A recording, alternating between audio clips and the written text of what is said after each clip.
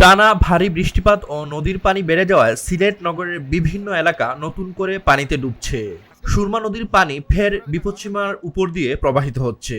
এতে নগরের নতুন পুরনো মিলিয়ে ৪২টি ওয়ার্ডে প্রায় শতাধিক এলাকা এক রাতের বৃষ্টিতে পানিতে ডুবে গেছে। বাসাবাড়িতে পানি ঢুকে হাজার হাজার মানুষ ভোগান্তিতে পড়েছেন। ব্যাহত হচ্ছে যান চলাচল।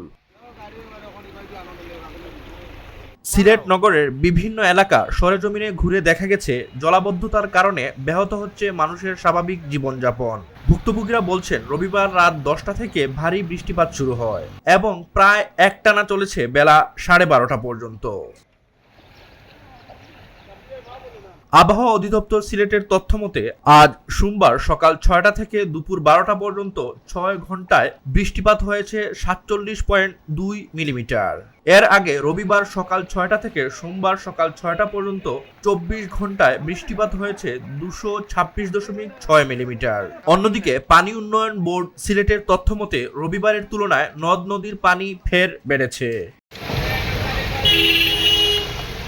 আজ সোমবার বেলা ৩টার রেকর্ড অনুযায়ী সুরমা নদীর পানি সিলেট পয়েন্টে বিপদসীমার ৬ সেন্টিমিটার এবং কানাইঘাট পয়েন্টে বিপদসীমার ৬০ সেন্টিমিটার ওপর দিয়ে প্রবাহিত হচ্ছে। কুশিয়ারা নদীর পানি জকিগঞ্জ উপজেলার অমলশিদে বিপদসীমার ৪২ সেন্টিমিটার এবং ফেঞ্চুগঞ্জ পয়েন্টে বিপদসীমার ২০ সেন্টিমিটার ওপর দিয়ে প্রবাহিত হচ্ছে।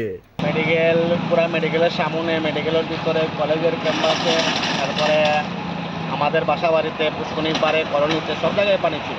কতটুকু পানি উঠছে? প্রায় ২ ফুট হবে। এর আগে গতকাল রবিবার সন্ধ্যার রিপোর্ট অনুযায়ী সুরমা নদীর পানি সিলেট পয়েন্টে বিপদসীমার নিচ দিয়ে প্রবাহিত হচ্ছিল। এদিকে বন্যায় নগরের বিভিন্ন সড়ক ডুবে যাওয়ায় সকাল থেকে চরম ভোগান্তিতে পড়েছেন বিদ্যালয়, কর্মস্থল ও জরুরি কাজে বের হওয়া মানুষজন। পানি বেশি থাকায় হেঁটে চলাচল দুষ্কর হয়ে পড়েছে।